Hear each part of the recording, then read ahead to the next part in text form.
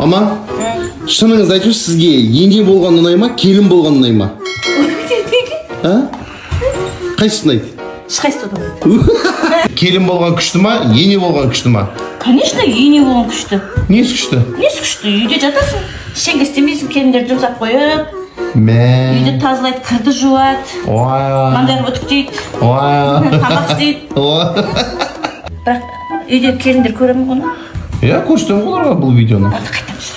Қайттан түсірейік давай. Қайттан түсірейік? Мама, келін болған ұнай ма, ене болған ұнай ма? Келін болған ұнайды. Үлкендердің батасын алып, жүгінде не істейді? Бәрін жұмыс істеп, алдарында жүгіріп жүрген жақсы емес па? Енелерге қызмет жасап па? Қызмет жасап, бәрін дайындап, бәрін істеп, жүгіріп. Аферисте кетсін.